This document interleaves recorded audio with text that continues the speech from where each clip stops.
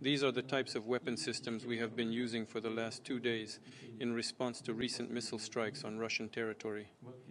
In total, we have deployed 100 systems, 100 missiles of various types that I just mentioned, and 466 attack drones.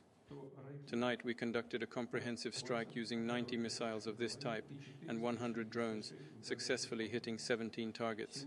These included military facilities, defense industry sites, and supporting systems.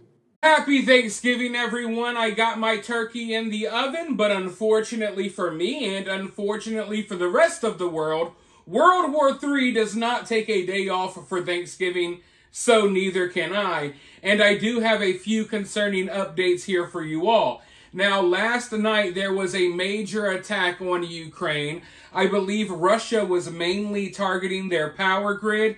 And right now, as we speak, there are over 1 million Ukrainian homes without power. Now, this attack reportedly had over 90 missiles and 100 drones launched at Ukraine, but that's not even really what I'm here to talk about today. What I'm here to talk about is the fact that Russia has officially acknowledged that this is a full-scale war now between Russia, the U.S., and NATO. Now, it's not like Russia is declaring war on us. Basically, from what they're saying, we have kind of declared war on them by crossing all of these different red lines. Now, in one of my past videos, people were asking me, what are red lines? Well, basically lines that you don't cross in a conflict. For example, Russia might say, hey, don't launch these missiles at us, or that would be our red line to launching this type of missile at you. So basically, red lines are lines that, you don't want to be crossed. And if they are crossed, you're going to respond.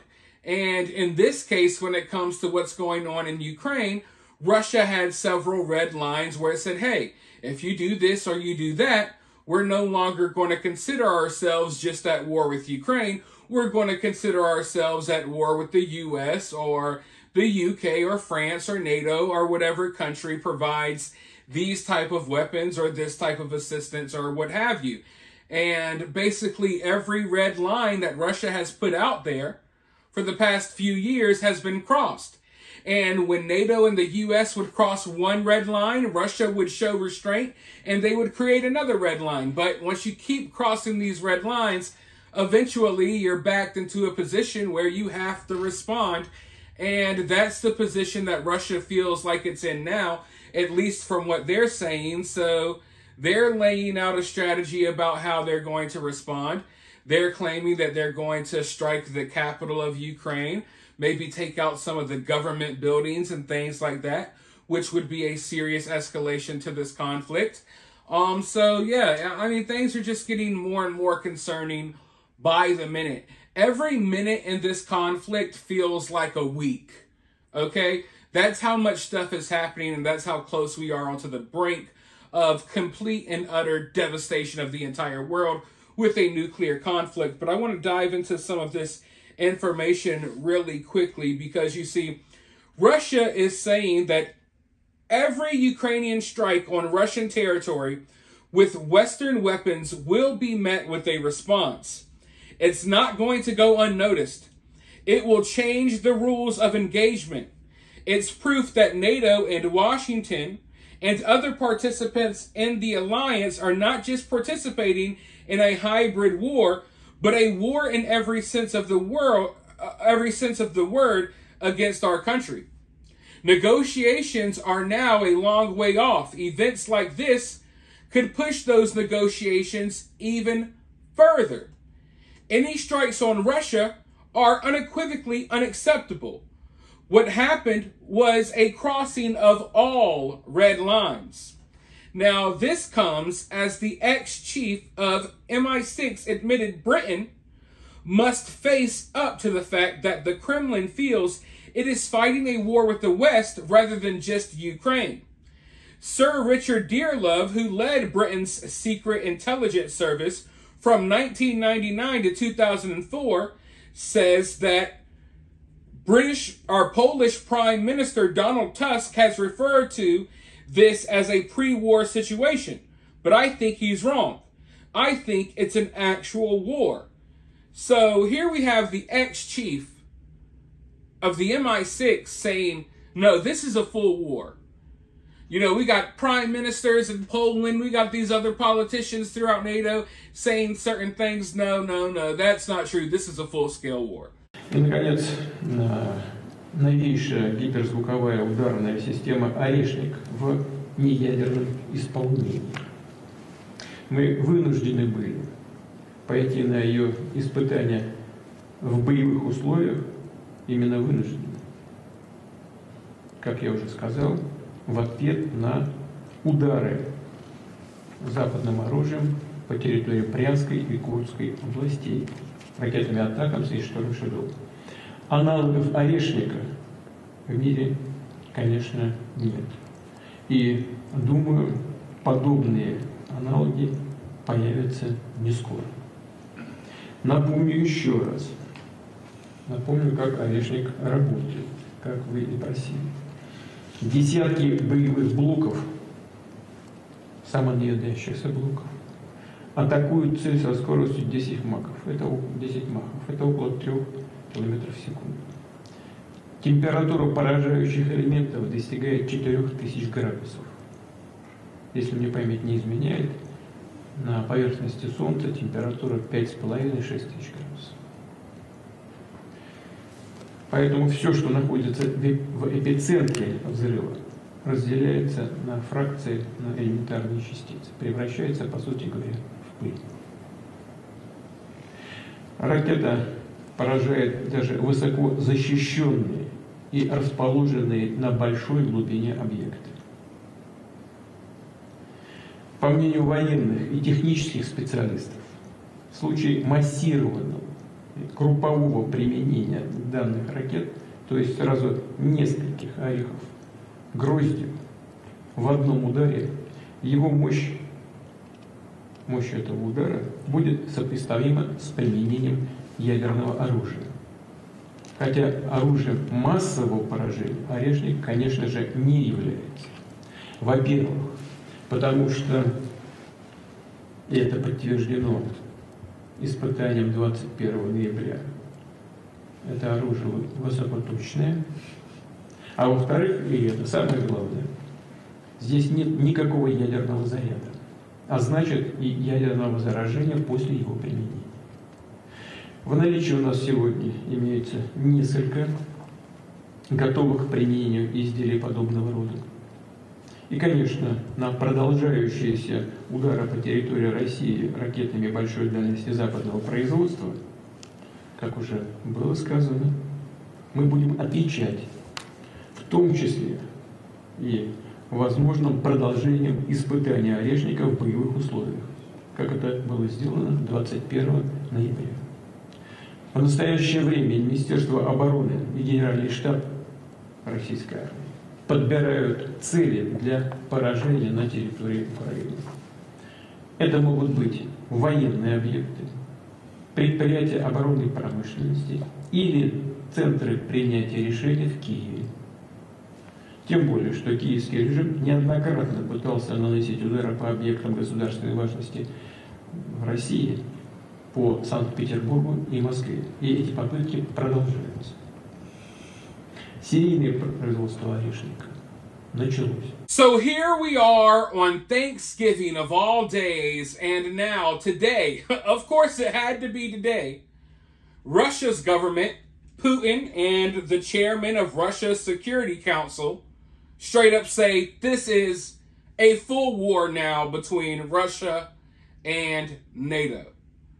So, you know, I keep telling people, hey, we're in the middle of World War III, and a lot of people still don't want to accept it because they're looking for some sort of announcement.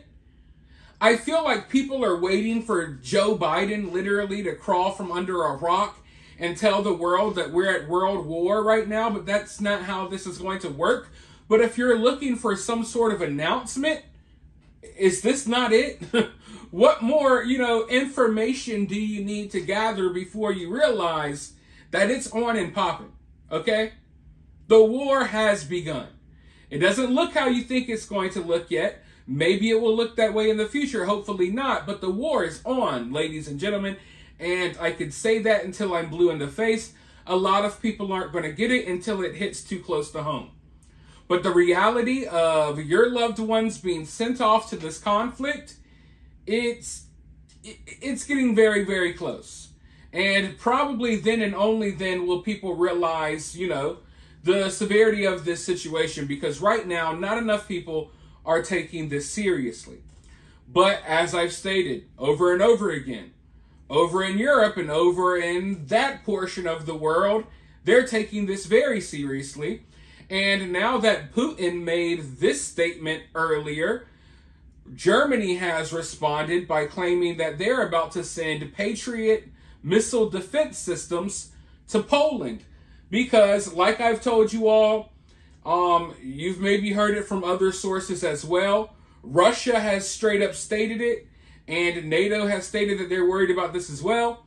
It looks like Poland would be the first strike. If Russia strikes outside of Ukraine, it looks like these missile bases in Poland are probably going to be the first strike. So now, Germany's like, all right, well, we're going to go ahead and start getting Poland ready. We're going to, you know, beef up the security and the air defense systems in Poland. Let's go ahead and dive just into a tidbit of this information. Germany has offered to send Patriot air defense systems to Poland starting in January.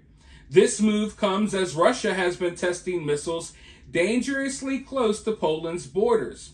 Defense Minister Pistorius emphasized the mission's importance for safeguarding NATO airspace and securing weapons and vehicle shipments for Ukraine. The deployment of these Patriot defense systems could last up to 6 months or even longer. So the fact that that 6 months is what really concerns me. Because Germany's like, all right, we could send you this, you know, for a few months here.